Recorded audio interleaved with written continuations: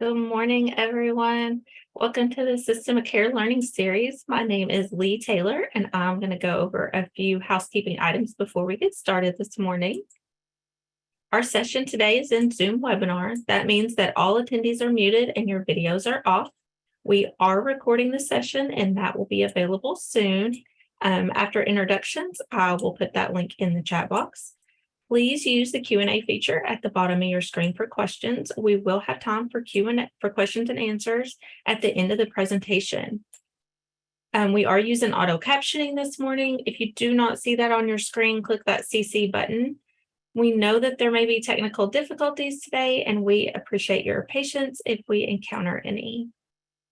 The do's and don'ts of continuing education and certificates of attendance. You do not have to enter your contact information in the chat, as all attendees and their time is tracked by Zoom. You must be in the content portion of the webinar for at least 90% of the session to be eligible for a certificate. This is a mandate by the boards. Please do not leave the webinar until the conclusion of Q&A, as that counts as part of the session. You must use the link sent as a confirmation or reminder. If you receive the link from a friend or coworker, we will not be able to track your attendance, and you will not be eligible for a certificate. Also, you must use the same email address to register for each session. That is the unique identifier that we use to track attendance throughout the learning series. By the first full week of February, you'll receive an email from me that will provide a link to access the session evaluation, then your certificate. This is a screenshot of the landing page for the evaluations and certificates. You must complete the session evaluation to proceed to the certificate. And lastly, you are responsible for printing your own certificate. We do not mail or email certificates anymore. You will print your own after doing the session evaluation. This website houses several years of the System of Care Academy. So if you lose your certificate, you can just go back to this website and print another. And now let's learn about our presenters. Amy Potts is the Disaster Response Program Administrator for the Kentucky Department for Behavioral Health, Developmental, and Intellectual Disabilities. She works in the Mental Health Promotion, Prevention, and Preparedness branch to support partners across the state in disaster preparedness, planning, and response. She administers the Kentucky Disaster Resilience Grant in 21 counties, helping local community mental health centers build resiliency within their communities. She oversees the crisis counseling grant programs for both the Western Kentucky tornado and the Eastern Kentucky flooding response, and currently works with the FEMA disaster case management programs for these areas. And next, we have Angela Roberts, a University of Louisville graduate and the 988 Program Administrator for the Department for Behavioral Health, Developmental, and Intellectual Disabilities. While most of her career has been focused on disaster services, she served the last 5 years working with behavioral health peer support teams. Ms. Roberts is responsible for the implementation of the 988 Suicide Crisis and Lifeline in Kentucky. Welcome, Amy and Angela. Great, thanks, Lee. And thank you all for coming with us. We certainly appreciate it. And as you said, we are here to talk about building resilient youth after disaster-related trauma. And between both Amy and myself, let me share my screen here. Let's see, that's important. We've got quite a bit of experience that goes with this. So hopefully you will learn something today that you did not know before. So we're going to get into talking about how we build the disaster resilient youth. And as you heard, you have both Amy and myself. In addition to what we've done, and Amy's been working for the last couple of years on this. I've got more than 11 years, 12 years, something like that. It seems like forever where I've done disaster response, come from first responder world, and I've seen a lot of this. And then now being in the mental health side of it and behavioral health, have been able to translate that over. And between Amy and myself, we're going to guide you through this and how you particularly help youth, which we know are a particularly vulnerable population. So the first thing we got to do is really talk about disasters. And if you're from Kentucky, if you've been around Kentucky, you know that Kentucky is disaster prone. It feels like we're always responding to some sort of disaster. So let's get into defining what that is. You see on your screen how it's defined by both FEMA and the American Red Cross. But in reality, a disaster is a sudden calamitous event that seriously disrupts the functioning of a community or society, and it causes significant human, material, economic, or environmental losses. Think about how that impacts a community, because when you experience that loss and you have that disruption, it often is going to exceed the community's ability to cope on its own using its own resources. The things about disaster is that they are all local. And when you have a local event, that is going to impact the ability of the services that are very critical before disasters, such as the substance use or mental health services, or even the school system, to be able to help those that are impacted by this afterwards. And I'm bringing up that, when people think disasters, they think the large scale disasters, the hurricanes, the tornadoes, the flooding. But disasters, even in like the Red Cross world, can be a single family fire where it totally disrupts their functioning. It takes away their safety net and their security, and it impacts their ability to live a normal per se life. So when we're talking about disasters in Kentucky, they have the Kentucky Association of Mitigation Managers have identified 13 natural hazards. Some of these you probably know very well. Some of them you probably haven't even thought of, like landslides or mines. But what would you have to say if you had to guess? And I think everybody would get this. The number one disaster that Kentucky responds to, if you had to say, and I would bet everybody would get it, that is flooding. And Kentucky is very well known for its flooding. And it's actually, and very good response, thanks Kim and Kendra. It is the number one most frequent and costly natural disaster that Kentucky faces. So we have it quite often, and we're still continuing to work in Eastern Kentucky on the flooding that just occurred recently. Now, the National Weather Service out of Louisville has identified some of the top weather events, and see if you sense a trend here. We've had the Great Flood of 37. We had the 1974 tornadoes. We had record cold and snow in January of 94, a tornado outbreak in February of 2008, the ice storm of 2009, again, record rain and flooding in 97, Ike's windstorm in 2008, and then the 2012 tornadoes. Now, this doesn't even take into account the weather we've just seen in the last year, where we had the historic and very devastating tornadoes in Western Kentucky, and most recently the flooding in Eastern Kentucky. And when the Pew researchers have looked at all the data across the country using FEMA declarations, they found that Kentucky has had more flood-related disaster declarations than any other state between 2000 and 2022. So that just speaks to the magnitude of the natural disasters that we have encountered and experienced in Kentucky. But it's not just those that you think of. Now we have to add in the pandemic, because this is something that the majority of us have never experienced before, and we're still seeing the impacts of this. So we know that all of these things have the potential to significantly disrupt and cause a lack of functioning and normalcy in our day-to-day lives. It's not just the natural disasters, though. We have to take into account the man-made disasters that occur. And this is not an all-inclusive list that you see here. This is just kind of an overview of it. When you're thinking about the impact on a community, think about a transportation incident. When Flight 5191 crashed in Lexington, that had an impact on the local community. When the Carrollton preschool Head Start bus crashed and took the lives of 2 young children, that had an impact on that community. The school shootings that we've encountered, not only in Kentucky, but around the country, those have an impact on our communities. So we have to take into account the type of disaster as well. The other piece, and it's not technically considered a disaster, are the critical incidents. When you look at the definition of a disaster and the impact of functioning and loss, you can look at critical incidents in a smaller light of that. Think about the school system that experiences the sudden unexpected loss of a beloved teacher or administrator. Think about the suicide of a young person that's star athlete that nobody can wrap their heads around. Think about the sudden acts or violence that take lives or cause an impact. Those are all things that we have to take into account as well when we're talking about the impacts on our children and our youth. Now, if you've been around any length of time, you have seen Maslow's hierarchy of needs. And the importance of this is that at the foundation of it, at the very base of this pyramid, are the physiological needs of food, shelter, clothes, and water. Those are the things that people have to have the foundation for who they are as a person and have that humanity. But it's also the foundation for which we have to look at building that resiliency in individuals that are affected by a disaster. Natural disasters tend to strip away the security of shelter. It often makes it more difficult to have that food and water and have the ability to have a safe place to lay their head at night.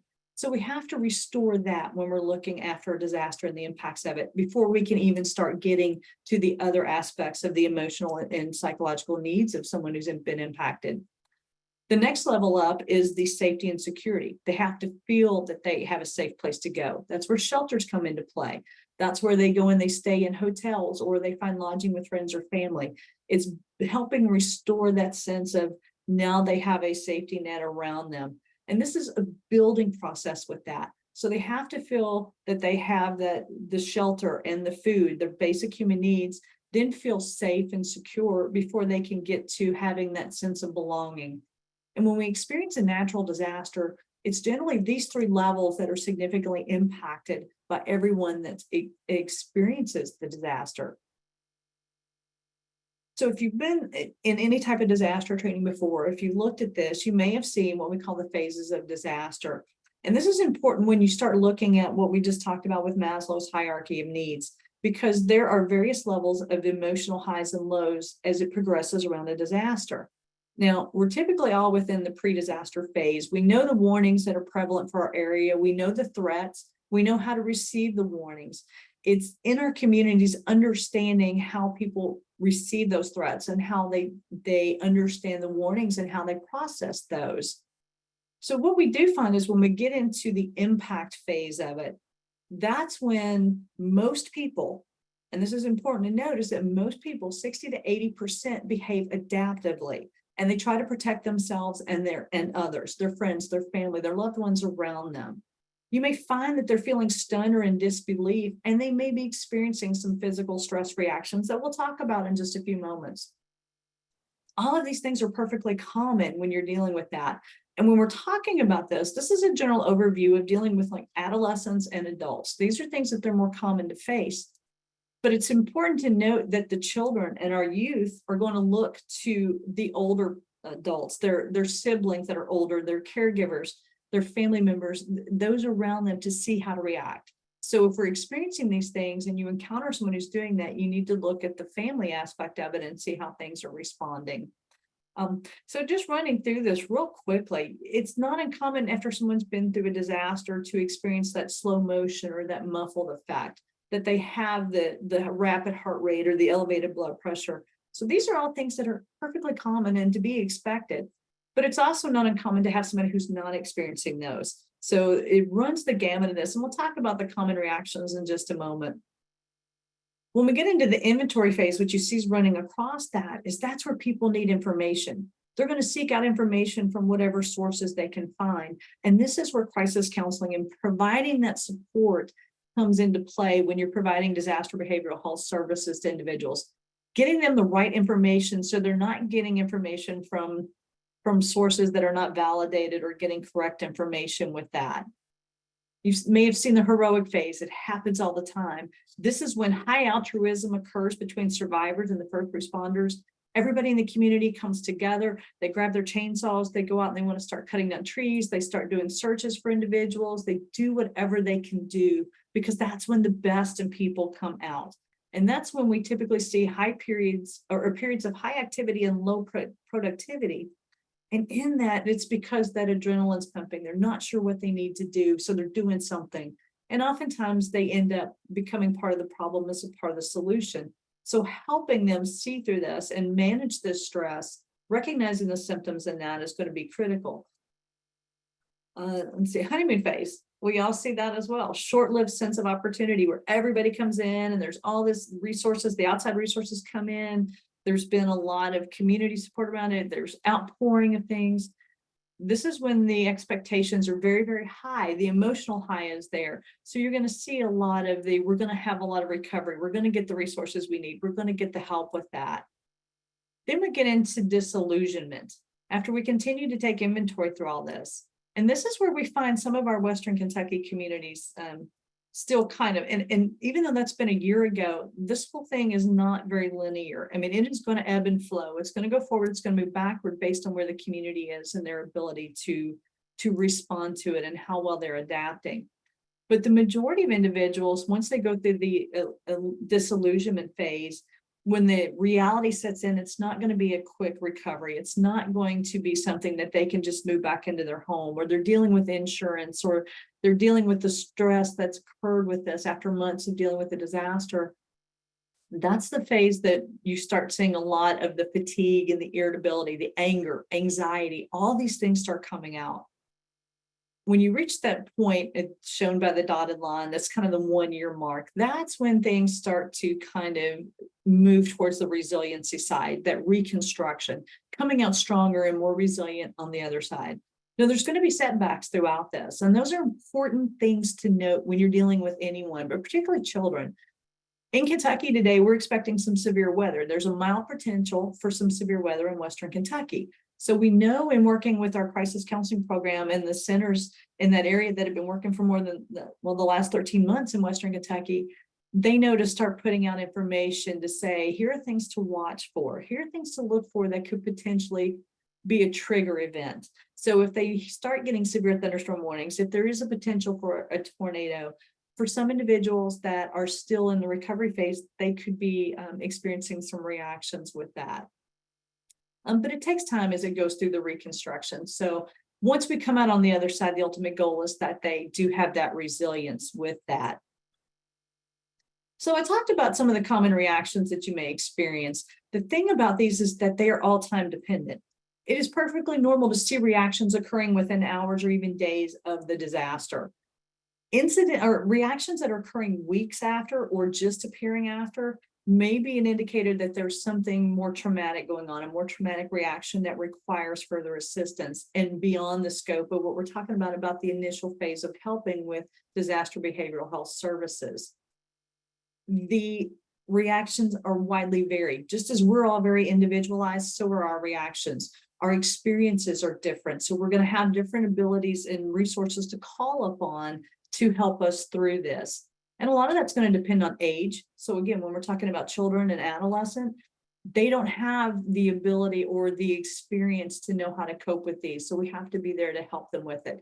They haven't experienced the things in life that the majority of us have as adults and the things we've been through to be able to pull on those coping resources. And we also have to be cognitively aware of ourselves and how we're responding to that and those that we're interacting with. So when we're talking about common reactions, they could be in any one of these 5 areas that's listed on the screen. Or they could be no reactions, because again, that is a common reaction as well. Some people are very resilient. And if you recall, I said 60 to 80% of people are very adaptive after a disaster. So we're talking about a small percentage of people that may have reactions with this, but they can be present in cognitive, behavioral, emotional, physical, or spiritual realms of the individual. So just running through these real briefly, when we're talking about behavioral reactions, that could be things like withdrawing from situations, spacing out, regressive behaviors. And we see that in children, and Amy will talk about that more in a little bit. You may see after disaster, people don't want to leave their property, even though they're dealing with not having a safe place any longer. They don't want to leave because that's what they know. There may be antisocial behaviors that appear. When you talk about cognitive, those are things that can occur within hours. People may appear confused or disoriented. They may have trouble making decisions. They may have short attention spans. If you think about children and youth where they may already have concerns, maybe ADHD or some other concern with that this is more exacerbated by it. There may be nightmares, and this is prevalent that happens. People can't get past it and they reprocess it and think about it, so it reoccurs in their dreams. There are emotional reactions that people may feel like they're in a fog. They may be experiencing what they perceive as shock, or they just may feel numb. There may be fear or apprehension in it. And again, all these things are very common in the first few days and even in the first couple of weeks after a disaster. It's when they're prolonged after that that we need to start being concerned about it. Physical reactions are very common with any type of stressors that we face. People will go to the doctor because they have gastrointestinal disorders, or they're not sleeping, or they have recurring headaches. These are all common indicators that someone is experiencing a stress reaction. And the important thing with all this is to recognize that it's helping individuals recognize that these are all reactions related to the event, not because of something they've done or something that they have a deficit of. It is because their body and their mind is responding to the incident that they've encountered, which is most often a devastating disaster. The spiritual reactions, again, are more prevalent. You're going to see them in the adolescents and adults, is that there may become a crisis of faith. There may be a sudden turning away from, even from somebody who's always been very faithful and religious. They may turn away from their faith, or there may be a turning to, a questioning of values. All these things are common reactions that you may see in adults. And if you recall, it is very feasible that you're likely to see those pass down or become prevalent or noticeable in children as well. So I've kind of run through all that with disasters and the common reactions that you'll see in adolescents and adults. And now I'm going to turn it over to Amy to talk about the reactions in children. Thanks, Angela. So as we just saw the reactions that are common in adult, there are common reactions in children that are different. So why are children at risk for mental health issues after a disaster? So emotional distress from a disaster can be harder on children because they often don't understand. They understand less about the situation. They feel like they have less ability to control the events. As Angela just mentioned, they have less life experience dealing with stressful situations, and they may not be able to communicate their feelings such as fear or anxiety with us. So how children experience traumatic events and how they express their lingering distress really depends on their age and their level of development. And we're going to go through some slides in a minute that will go through common reactions for each stages and ages. But younger children, for example, they may return to bedwetting or have difficulty sleeping. They may not want to be separated from their caregivers, while older children may show more anger than usual, find concentrating at school harder, or want to spend more time alone. So it's important to note that for most, this distress can be mild and will diminish with time. However, it's important to know that reminders of what happened can cause upsetting feelings to return and behavior changes to emerge again. So, for example, watching scenes of the disaster on television can be very distressing for children, and especially for younger children. And while for most, the distress will diminish with time, some children are more vulnerable and the reactions are more severe and last longer. And we're going to discuss on the next slide the factors that lead to this vulnerability. So factors that contribute to greater vulnerability in children include a direct exposure to the disaster. So this includes maybe if they've had to be evacuated, if they've seen injury or death, or if they've been injured themselves or felt like their lives were threatened. That direct exposure is going to make that traumatic reaction last longer. Personal loss, which includes obviously the death or serious injury of a family member, close friend, or even family pet. Ongoing secondary stress from disaster. So this includes being displaced, having to live elsewhere, losing contact maybe with their friends and neighbors, losing things that are important to them. Perhaps it's even the job loss of a parent. These are all secondary stress that will affect children and make that the effects last longer. And also prior exposure to disaster or traumatic event. So the impacts, this graphic illustrates the impacts of traumatic events in a population exposure model. So those with the most significant impact from the traumatic event will often exhibit the most intense reactions. So if you look, for example, with A, death and injury will have a greater trauma response, perhaps, than those that are in the D or E, which are those the community at large who have been impacted by the disaster, but maybe not to a serious degree. So next slide. So the population exposure model on the last slide really illustrated the varying impacts but this slide demonstrates the added impact of the trauma experience. So within the different impacts, survivors can experience a range of dimensions. So for example, in the population exposure model, those that were impacted the most also can vary in these reactions from 1 to 8, depending on the severity of their impact with the disaster. So next, we're going to talk a little bit about age-appropriate reactions. So in the preschool ages 1 to 5, children in this age group are particularly vulnerable to disruption of their previously secure world. So because they generally lack the verbal or conceptual skills necessary to cope effectively with sudden stress by themselves, they will look to family members for comfort. And abandonment is a major fear in this age group. So children who've lost family members or even pets, they'll need special reassurance. And so some typical responses you'll see in this age group are listed on the screen. It could be regression, thumb sucking, bedwetting, fear of darkness, or clinging to parents. You'll sometimes see night terrors, loss of bladder or bowel control, some speech difficulties, and also changes in appetite.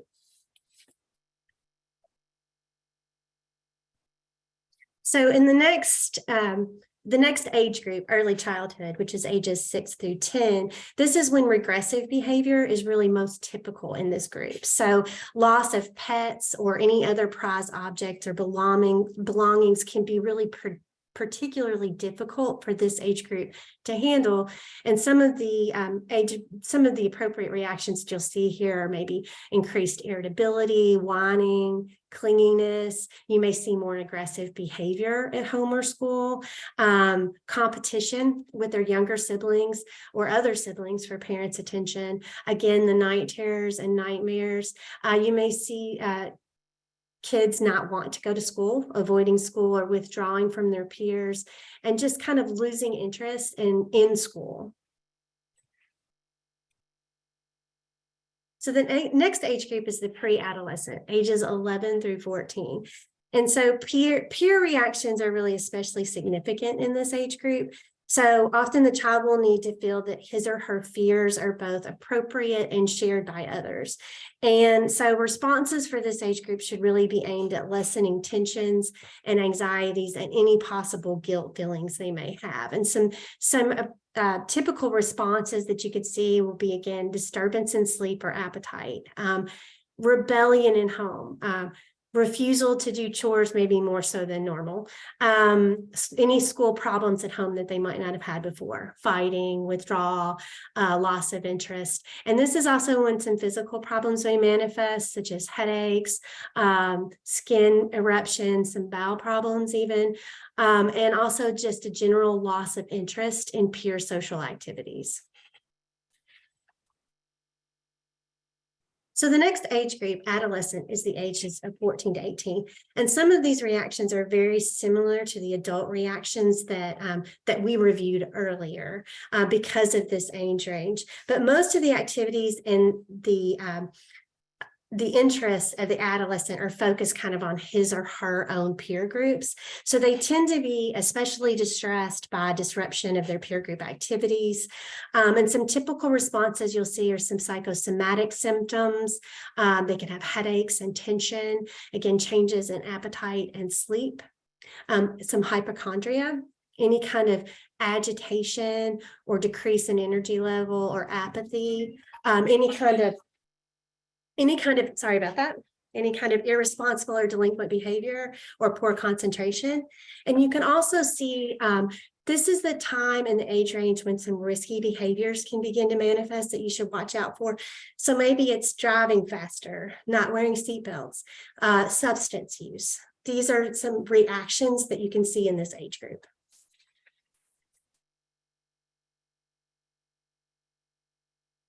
All right, so we've kind of talked about that. We've talked about the reactions that are very common that you will see not only in adolescents and adults, but Amy just went over a lot of the things that you can see based on age appropriate. So now what we want to do is spend a little time talking about how you can help youth in crisis.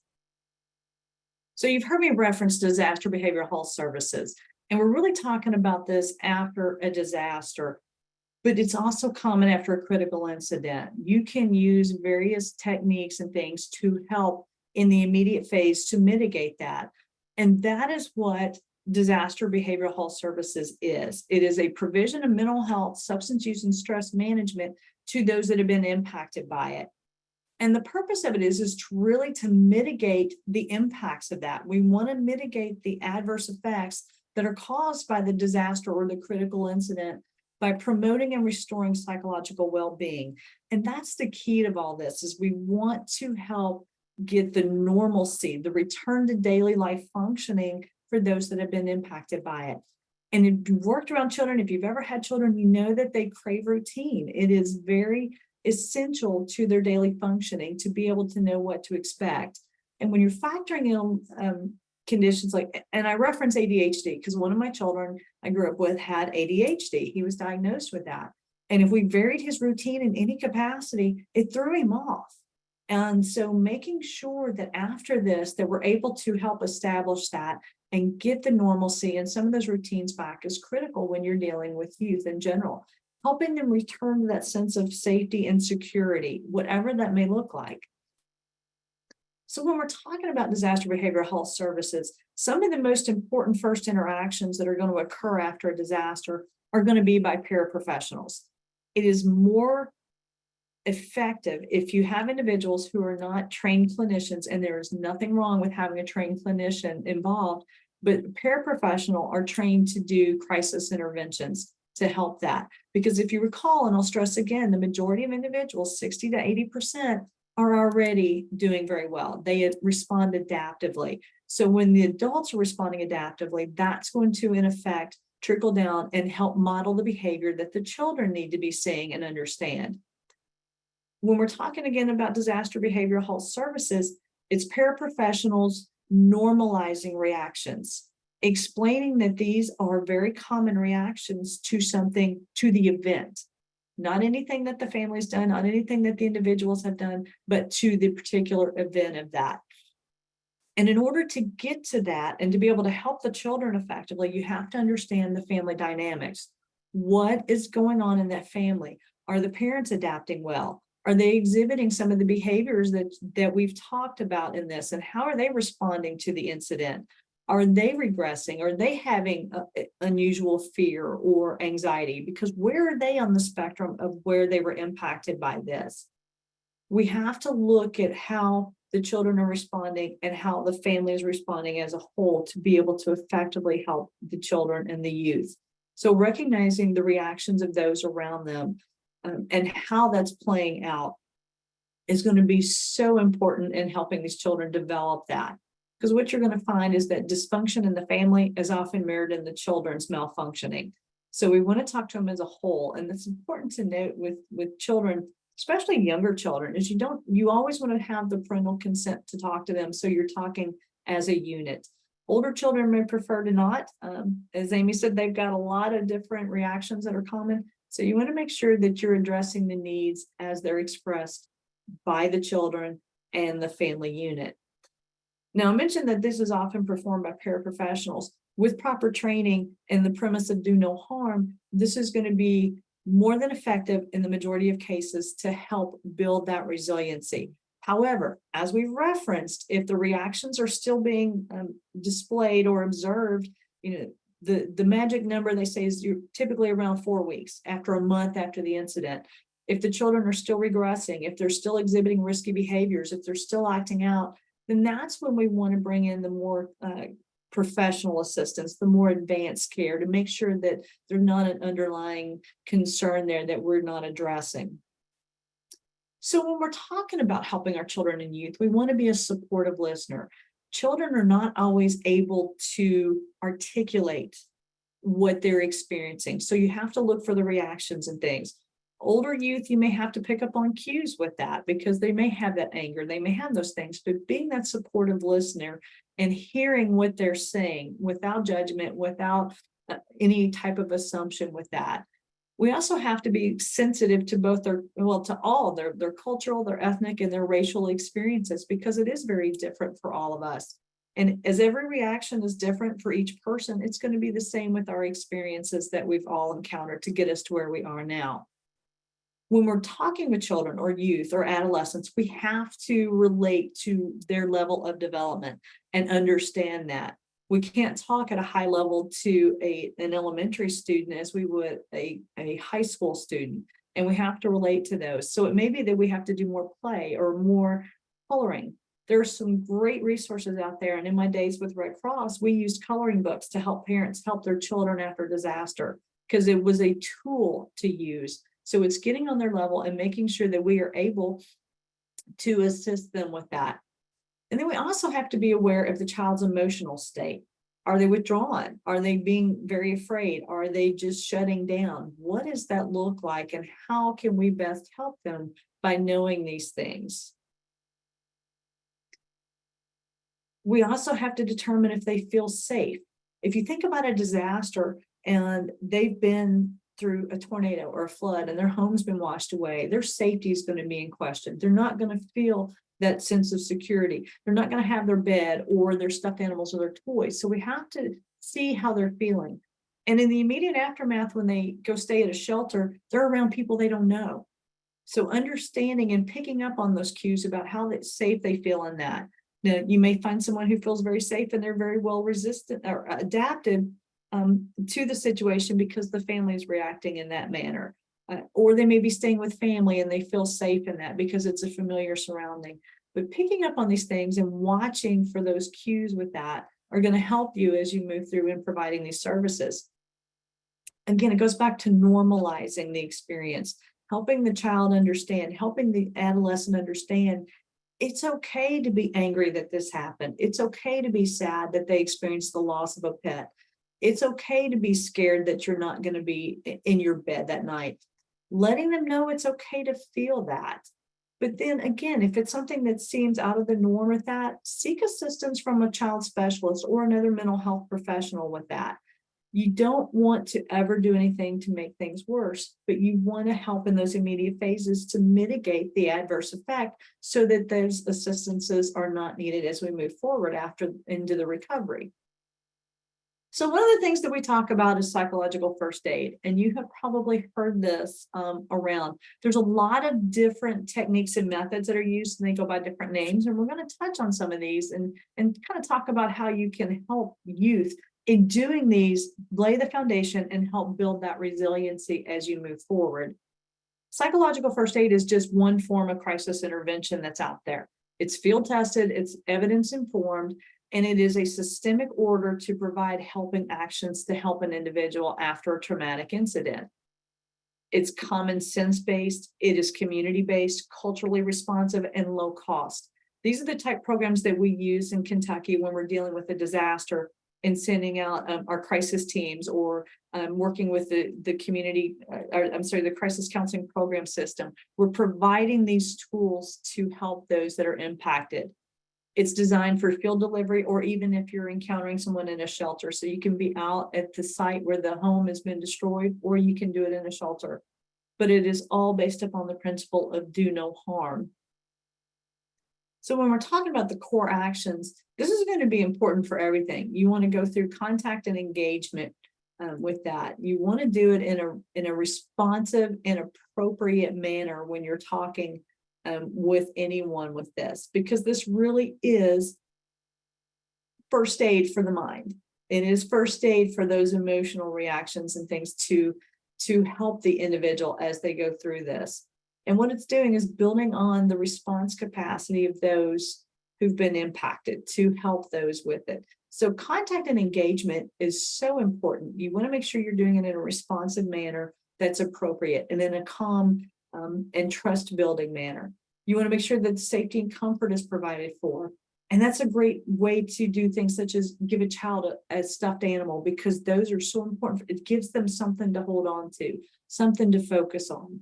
Providing the stabilization of meeting the immediate needs. If they're thirsty, if they're cold, if they need something to snack on, that's a way to stabilize it. Provide information. And again, when you're dealing with children, you have to provide it in a level that's appropriate for them. You may give more information to the parents so that they can in turn help the child, but you want to provide it in a manner that's appropriate for the child itself.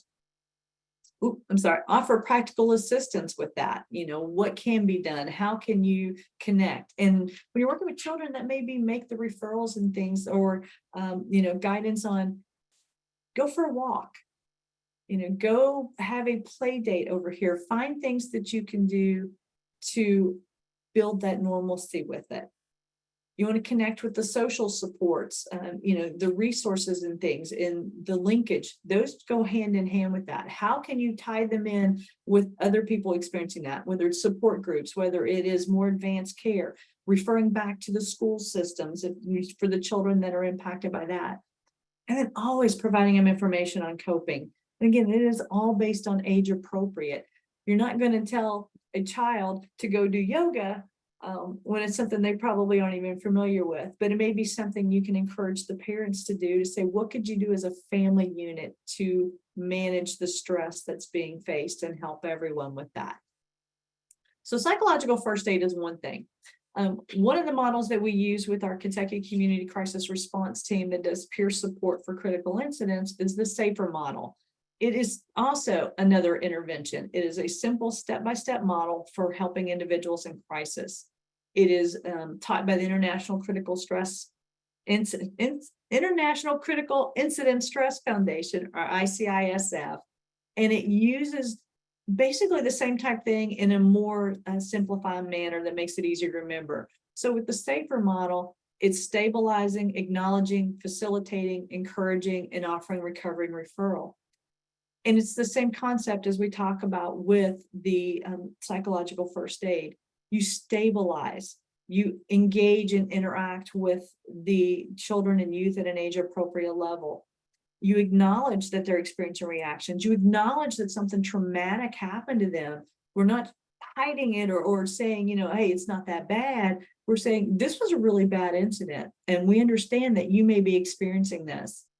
You want to facilitate conversations around it. What is helping them develop their plan? And when you're talking with children, it could be, what do you do when you get scared?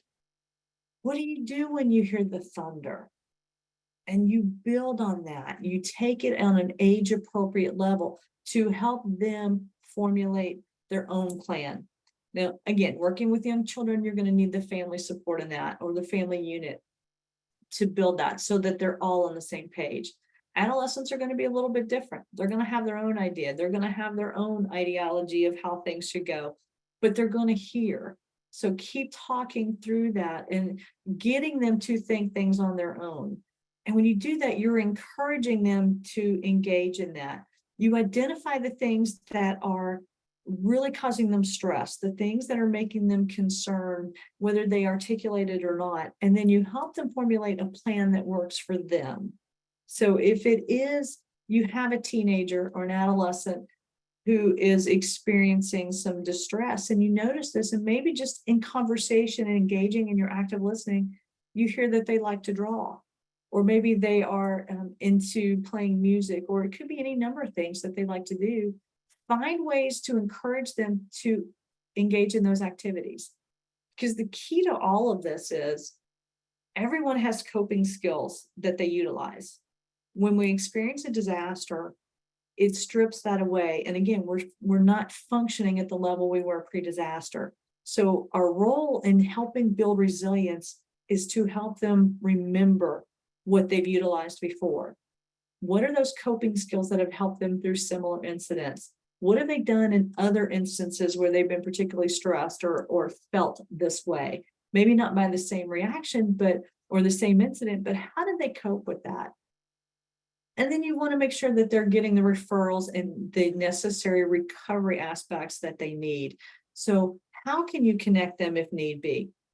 During the Western Kentucky tornado, we noticed that there were a lot of youth. Obviously, it was a significant impact that this tornado had, and kids were out of school and people were displaced. There were hundreds of families that were displaced because of this.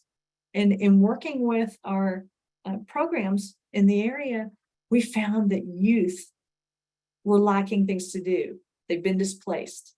They weren't going to school. They were around the holidays when this happened. There were so many factors that played in So through a collaborative effort, we came up together, and the centers working the area said, let's do kids pop-up zones. And they created these networks, these systems at the parks and at the shelters and the various areas. They went to the hotels and set these up and had interactions where they were focused on youth and children to help them with the various ways of coping with that, to help them regain some of this resiliency. So that was one of the great successes we've had in that program, is to be able to say, we targeted our youth. They've continued to carry that forward and helping with the schools and being in the schools to build these programs and do that. So it is a continual process that we work through, not only in the immediate aftermath of a disaster, but also on the long-term aspect of it. So when we're talking about building the resilience, we have to really look at a lot of different things that we have to encourage the families to do. And one is limiting exposure to the event. We can't keep everyone from watching it. We cannot keep anyone from hearing about it, because we have social media, there's the print media, the broadcast media, and in major disasters, national attention comes into play with this. So we have to try and be very cognizant of the fact that that's just repeated trauma to the event. And when children see this over and over again, or they see that parents are watching this, then they're going to pick up on that as well. It is so important to maintain family routines. And if that means that the family is used to having dinner together, then they need to do that. They need to find a way to do that. And that may be have a set section in the shelter that they, every day at the same time, they have their meal together, whatever that may be.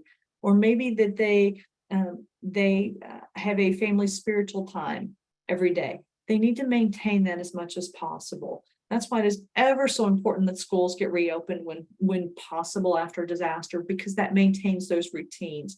Whatever the family unit did before, it is so critical to encourage them to continue to do that. That builds back into what we were talking about with Maslow's hierarchy of needs, that safety and security, that sense of belonging, all those things that go into play to build who the person is themselves, as well as build that resiliency.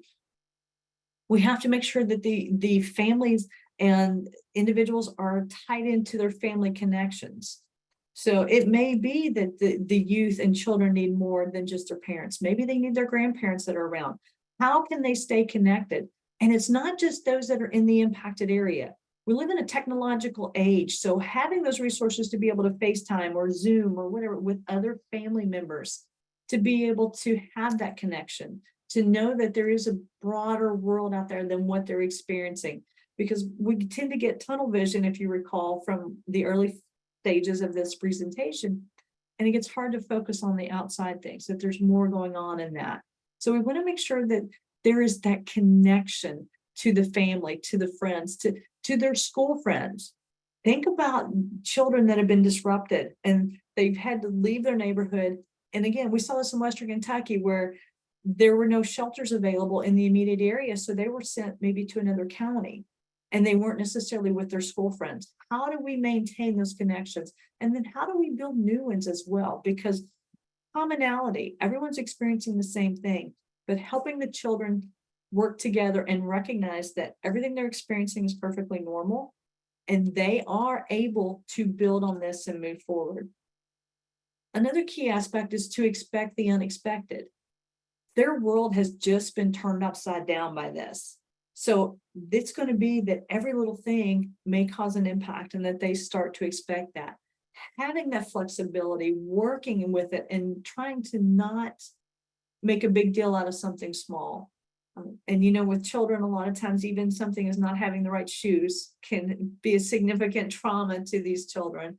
To the adolescents, not being able to go hang out with their friends when they think they want to, or having their iPhone charger and it dies. Planning for that, having techniques in place, which goes back to helping build that plan. What are the coping strategies? If a child becomes very disruptive and upset, what do you need to do to help them? What works best for them? And it may be that it's soothing music. Maybe it's sit down and let's read a book. Maybe for the adolescents, it's let's go shoot some ball. or let's go see if we can get engaged here and play some air hockey or whatever. And I'm dating myself with all this, but what are the things that are necessary to help them identify effective adapting coping techniques after a disaster? Another aspect in building the resiliency is work as a family unit to develop a family safety plan. What does that look like? And you can call it a disaster plan, you can call it a family plan of safety, you can call it whatever you want. But what is it that they can build together to help address the unexpected and the future events that come up? Because the thing with all this is that when you're looking at it, and if you go back to the population exposure model that Amy talked about, school shootings are prevalent. We see them all the time, and we've had 2 in Kentucky. So the Western Kentucky community had been impacted not that long ago, relatively short time before, with the Marshall County shooting. Same community was now impacted by this tornado with more loss. So we have to look at building on these. When we're looking at these, we have to identify, how do we cope as a family? Because they went through one tragedy, and just a few years later, they're going through another tragedy. So when is the next one going to occur? How do they build on that to say, we went through this and we survived? This is how we came through. We did this, this, and this. So now when we can expect the severe weather to come through in January of 2023, after December 2021, how do we work through that and build on that safety plan? How do we address that? What do we need in our coping kit? That all goes back to age appropriate as well. So in my days when I was in Red Cross, we talked about family disaster plans and disaster kits. Having those tools in place that you can pull from if you have to evacuate, if you are cut off because of the disaster. So that may be for children, coloring books and crayons.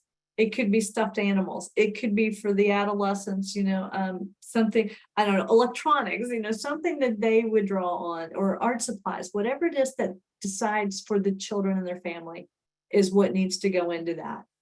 But you also have to allow the children and adolescents to engage in constructive activities.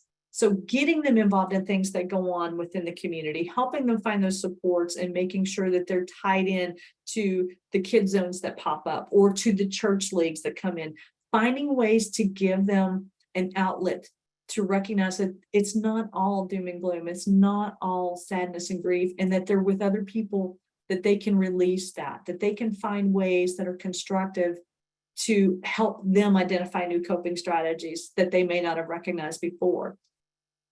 Another tool is to practice the calming techniques. And there are so many things that you can pull from. There are breathing techniques, there are grounding techniques, there are things like yoga, there's walking, there's music. It's what works best for the individual. And for some children, it may be just play. How do you turn on music and do some dancing? Find ways that work for them. For the youth, maybe it is taking up doing some yoga, or just sitting around and drawing, or doing whatever is effective. That's going to be the key to helping establish the family routine and build that resiliency, so that no matter what comes down the pike, they're able to address that. And then there's just going to be times that you're going to have to seek out personal care and guidance, or professional care and guidance with that. And it's all individually driven. I mean, again, we don't always know what individuals have experienced. And I mentioned the school shootings before. And if you look at the population exposure model, those who went through Heath High School or the Marshall County shooting in Kentucky, Marshall County happened, and then the Park Douglas in Florida happened. So that was a trauma right there. They were not directly involved in the A center of that, in the population exposure model in Florida, but it had an impact. So those are the things we have to look at as well in developing this resiliency, because we never know when a particular trigger is going to occur. And school shootings can happen, and they can be impacted by it, and it can be years, and another one will happen, and that particular incident will trigger. When we talk about the disasters and the tornadoes, we've had several bouts of severe weather in the last few months in Western Kentucky. So we know that those are potential triggers, and that can cause these reactions to reappear with children. So it is a perpetual cycle of in the immediate phase of helping them stabilize, recognize, and develop those coping techniques, and then progressing and continuing to reinforce that, continuing to remind them, continuing to help them do self-assessments as they age and they progress, so that as they encounter less traumatic, less significant events that are stressors, they have those tools and those resources to continue to advance and make sure that they are mitigating the impact of that, and that they have the coping strategies and skills that they need. So the question I saw in the chat earlier was, is it more long-term or short-term? It's all dependent on the individual and the family structure. I mean, it is just such an amazing thing to see, in that we have the tools and resources to help those, whether you're professional or paraprofessional. There's a place for both, but it is a community effort in building this and helping develop the supports to make sure that we have the connections to help our greatest resources. And those are our children and our adolescents as we move forward. So I am going to stop. I'm going to turn it over to Amy, who's going to talk about resources for actually helping our children. Thank you, Angela. There are lots of resources out there to help us build resilient children in our communities, and they're on your local level, state level, national level. And we just wanted to share a few with you as you go forward in maybe resiliency planning. More on the local level, obviously you can reach out to us at the Kentucky Department of Behavioral Health for any resources or questions, but also your community mental health centers, which have just a wide range of services for your children, crisis intervention to counseling when it is in that point of referral. These are excellent resources in your community. Within them are the regional prevention centers, which offer lots of great trainings and educational programs and resources for mental health. And also, as Angela was talking about, youth drop-in centers are wonderful services for transition age youth, which are like 14 to 25, but also the youth pop-up zones. Those were put on by CMHCs in disaster areas to help with coping skills. Also, really reach out to your schools, because as Angela, I think, mentioned, when children are not in school, or if the school has also been impacted by the disaster, there's still trained counselors at your schools to help and to provide resources. And then obviously also we have the 988 crisis line, which is excellent help for those seeking it. And then also the Substance Abuse and Mental Health Service Association has the Disaster Distress Helpline. And there are trained professionals on there that you can reach out to ask questions, or if you know someone that is in distress.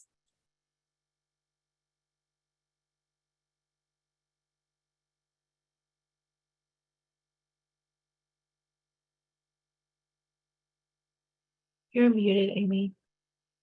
I'm so sorry. Have I been muted the whole time? No, only since the slide switched. Okay, good.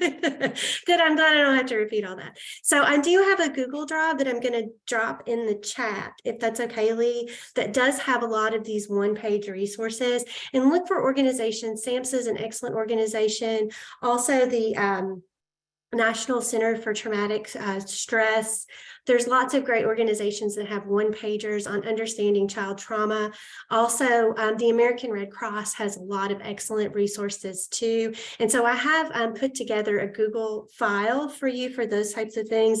And some of the one-pagers and tip sheets are like helping children cope with disaster, common reactions in children and adults that we went through, psychosocial issues for children and adolescents after disasters, and then also some information on the psychological first aid, which Angela referenced too. And there is a free online training that you can take. And we have offered some psychological first aid trainings through our department, and also hope to be able to do some of those in the future too. So I would encourage that, especially as you're looking at building resiliency in your communities for your children and youth and everyone in your community. These trainings are critical so you know how to respond. Also important to know that there are services like ready.gov, which is they have a great kids preparedness planning called ready.gov/kids, and that'll also be in this resources sheet. And as I think Angela pointed out, sometimes having preparing in advance helps ease the anxiety of future disasters. And when the disaster just having that control over it for children is very important too. So I'm going to drop that in the chat. And I think that concludes our part of the presentation. And now we can turn it over for questions from you. Amy, do you mind to walk them through the Google Drive? I'm sorry. Do you What? mind to walk them to pull up the Google Drive and walk them Sure. through some of the resources? Yes. If you give me just a minute, maybe we could take a couple questions while I work on that. Sure. We had one question that says, how can we connect to get the psychological first aid training? There is a really great training on the National Child Traumatic Stress Network. It's about a 6-hour training online, but I mean, it is a really good one. There are a lot of different, I think, opportunities around it, depending on what state you're in. The Red Cross also does a really great training. If you haven't been with them, you can partner with them as well and see if you can't get that. The key is to really to become comfortable in that and know things that you can and can't do. And like I said, this is not, when you're talking about assisting someone after a disaster, it does not have to be a licensed mental health professional. If you have the ability to listen and you're compassionate and you take the training and feel comfortable in that, it's really just a conversation and helping the individual identify what they need to recover. So when I talk about facilitating that in the SAFER model and in psychological first aid, it's really helping them see what it is that they need to cope, what makes them feel better, to have that sense of safety and security. Because we know after disaster, if a home's been destroyed, it's not going to be back up in a weekend. We know that there's going to be displacement. We know that there's going to be prolonged time away and impacts with that. So helping and moving towards thinking of, how am I going to address this on a day-to-day, which goes back to the normalcy, which goes back to developing the coping strategies, finding the things that work, but also helping everyone recognize when they're working with children and adolescents, what are the common reactions that you can observe and see? A lot of times if you're dealing with a family unit and parents after a disaster, they don't understand why their child has now become so clingy because they're focused on, they've got to do with the insurance, they got to find new housing, they've got to replace the car, what about work, what are we going to do with this, how are we going to do that? And the child is now all of a sudden very clingy. They don't want to leave their parent's side because now that's how they're exhibiting their fear. Or a child who's been potty trained suddenly regresses and is beginning to have accidents again or acting out. Helping them stop and think of how the parents react to that child is going to be critical in helping that child develop resiliency as well. So it is an ongoing process and developing those skills and things. As far as specific trainings, again, I think if you go through the psychological first aids, if you take the ICISF trainings, which I believe they have some offered online. I know in Kentucky, we have offered those in the past through one of our agencies that we use. There are a lot of opportunities that you can do that to really get comfortable with having those difficult conversations and kind of the questions. But it boils down to a lot of just active listening and engaging and adapting to the silence and observing, watching the nonverbal cues of how someone's responding. And with children, that's how a lot of them are going to be able to communicate how they're experiencing that. So having the family involved and discussing that. And in our both the disaster grants that we have, the crisis counseling program, some of the things we teach our crisis counselors is when you're going into a home or you're going into a setting where there's a family unit, observe, watch how the interactions are occurring, because that's how you're going to pick up on a lot of the cues that you may need that will drive those conversations. Oh, and it's very true, Patricia. Many of them do go through grief and they're not sure what that looks like, especially if our children and adolescents haven't experienced that. But as adults, we've gone through loss before, we've dealt with that. And depending on who it is, or pets as well, very huge. That is a tremendous impact on it. And, just being listening and having the child talk about it and express things about it, draw pictures, do whatever it takes to help them think through things, to really kind of process it on their age appropriate level is going to help build that resiliency. Hi, I did drop in the chat the resource sheet, and it has links to ready.gov, the American Red Cross, the National Child Traumatic Stress Network. Those were the words I was looking for. And that's the place that Angela talked about that you can do the free online psychological first aid. Also SAMHSA's Disaster and Technical Assistance website. And then also the Google Drive link, which is on that resource sheet. And I just put it into the chat. And I can pull that up, Lee, if you want. It's just a picture of the PDFs, but it's got about 10 PDFs on just helping a child after crisis, age-related common reactions, restoring well-being in children. So it's just one-page reference sheets that are in that Google Drive, and they're downloadable PDFs and printable too.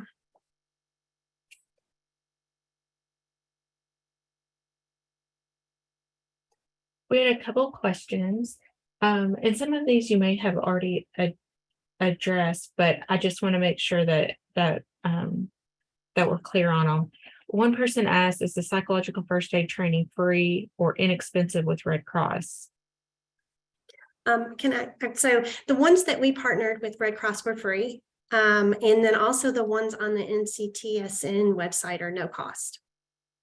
They are self-guided and they take longer. If you want, the trainer that we had with the American Red Cross for the PFA trainings, it was about a 4-hour training.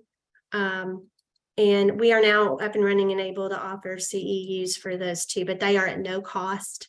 And they're excellent opportunities for a community. I know that the University of Kentucky's Center for Trauma and Children recently has been hosting a different training too called Skills for Psychological Recovery, which is sort of just a step 2 past psychological first aid. Those were also offered free of charge. And so they're a good resource to look at too. And again, we can connect you with some trainings as we know that they're happening. And I would strongly suggest as well, and we put it in the resource listing at the end of the presentation, SAMHSA has some amazing information through their Disaster and Technical Assistance Center that are very specific to children and more in-depth and guided information on assisting on age-appropriate levels, as well as things that you can watch for. One of them is the psychosocial assistance, I think, for children and adolescents that we included. I strongly suggest you go and download them, you order them, whatever you need to do, because they are a really great tool in helping individuals after, especially children and adolescents after a disaster. And I did wanted to say, I think Patricia put a really important comment in the chat, if you can see it, about how and especially in Eastern Kentucky right now, a lot of the survivors have gotten maybe new toys or clothes, or they're working on rebuilding their home, but that doesn't mean that they're not going to have those common reactions that we talked about, that they're not still going to feel a sense of loss.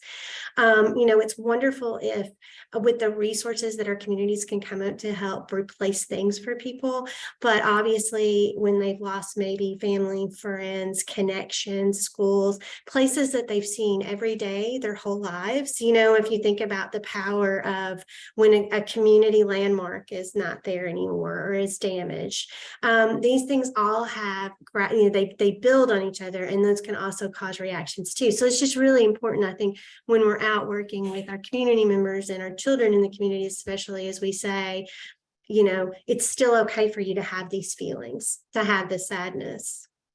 And building on that, again, it goes back to continually working with developing effective coping skills, and that because they may get through the recovery phase, they may be fine for a while. And if they're young, as they get a little bit older, or even we'll use today's instance, where if the tornado sirens go off in Western Kentucky, or if Eastern Kentucky faces another flood, the children that have been through this, that have already suffered the loss, even if they're back in a new home, if they have new thing, there's always going to be that fear. So helping them recognize that these are traumatic triggers. These are things that can cause that reaction, and having that plan in place to say, when I start to experience this, when I start getting upset, or when I'm not nice, or when I start having this feeling, this is what I can do to help that. This is what I can do when I hear the tornado sirens go off. This is what I can do when it starts becoming heavy rain, to address that. and build on that. Because like I said, it is a continual thing, and it is very much a community effort, engaging everyone who's involved in those children's lives. Yeah, and as Angela pointed out, with the phases of disaster, it's not linear, right? Like this is going to go there, and communities will move back and forth, right? Like there'll be some reconstruction, and then a trigger event will happen, and then it'll push you back. And it's just important to help families and children and others know that it's working through the grief. It's a process, and it's a long process, right? Like this isn't. Most people are very resilient and adaptable, but it does take time to feel like you've gotten back to maybe where you were before the disaster event, and maybe even in a better place. But it's a time, and it's progress through that, and just helping people work through that and know that that's common. One of the questions in the chat box, are there specific trainings for gaining trauma-informed interviewing skills? I think I'm gonna let Angela. I was gonna say motivational interviewing is something that has helped me. I'm just not sure exactly where one could get that right now, but I mean, I can look into that. Motivational, but also on that SAMHSA crisis counseling program website, it's a part of the DTAC, the link that you have there. Just go to the crisis counseling. They have these, what they call just-in-time trainings, and it's geared towards the crisis counseling program, but I think they do an exceptional job in teaching techniques for active listening, and different things that you can do right after a response like this. Angela, do you have any others that come to mind? Well, I think if you take like the psychological first aid, those trainings are going to help you with that. But the key to it all is just remembering to actively listen. And as adults, especially, sometimes it's very hard for us to focus on that. We're so intent on responding that we're not listening and observing and watching for the nonverbal cues as well. So being able to hear what they're saying, because you can pick up on so much. Somebody doesn't have to come out and say, I'm scared because of. They could just be, like, I don't like cloudy days. And you can pick up on something like that. Well, okay, why is that? And just have those conversations and engage them in it. But anything like that, like Amy said, SAMHSA has some great resources. The National Traumatic Child Stress Network is awesome with that, especially when you're dealing with children. And the psychological first aids in particular kind of walk you through some of these are the type of questions to ask. The one thing to take away from this, of anything, is to never elicit specific details about it. You don't want to get into, anything that could be traumatic or, create additional trauma to the individuals they're expressing it. If they volunteer it and you're okay, but you don't have to get into asking details about, well, what did it look like when this happened? Some simple things just in talking with them is, where were you when it happened? And that can get them to open up and start talking about it, because they may be like, in the flood. Well, we were at home when the waters came up so fast and we had to get out by boat. So you can start to get some of the information just in active listening and questioning without driving too far down into it, if that makes sense. Got the link in the chat box for the Department for Behavioral Health, Developmental, and Intellectual Disabilities calendar of events. And that's where some trainings are posted. I don't see anything in January for the psychological first aid, but those have been posted here previously. So if you just want to pin this page, that might be something to check back on as far as some upcoming trainings in your area. And someone also asked, I think you guys referenced a training that offered CEUs. That was me. Our psychological first aid does that, we did in partnership with the American Red Cross, but we don't have any scheduled at the moment. But as soon as we do, it will go on that calendar of events, and we can send it out to mailing lists. But we don't have any in the immediate. We did those in the fall, but we do plan on doing them. We just don't have the dates yet. And someone asked, do parents sometimes refuse these interventions? And if so, how is that addressed? That's the thing about it. Anybody can refuse any interaction. And one of the things is just to, one, not taking it personally, because anybody who's interacting, they want to help.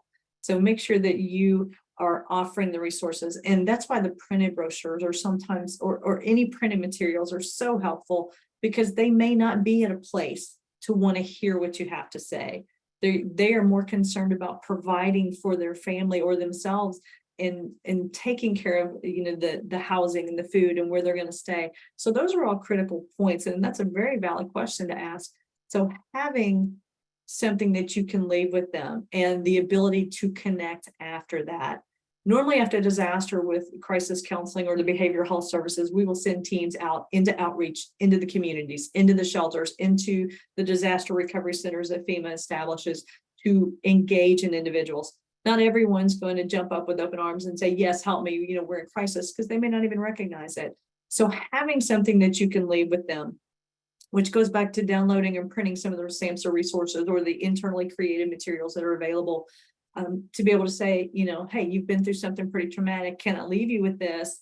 And here's how you can reach out, or here's where you can go for, you know, to talk to somebody. Again, 988 is a constant line. The SAMHSA disaster distress line is a constant line.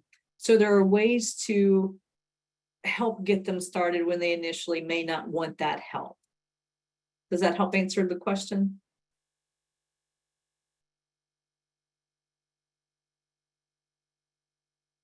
Regina, thank you for that comment. That's pretty impactful of the way that children are impacted by this. So thank you for sharing. Someone had also asked or made reference to trauma-informed care trainings. So I posted in the chat box a link to the department's trauma-informed care page. And if you go over to the right-hand side under related links, there's a link titled Trauma-Informed Care Trainers. And that way you can see who the trained trainers are in your areas. And especially if you're looking for a training for multiple people, you could reach out to one of those trainers, and they may even be able to offer a training at your agency or, you know, for a collected body. So that's something to check out too. Are there any other questions for Amy or myself? I am searching the chat box right now. Well, while you're checking, I would just say on behalf of both of us, thank you for the opportunity to come and present this. I've been a disaster junkie my entire life, pretty much, and being able to help people before, during, and after disaster is so vital to all of us, and especially for building our resilient communities in Kentucky. So thank you all for your time and attention, and feel free to reach out anytime. Thank you guys so much for being with us today. That was great.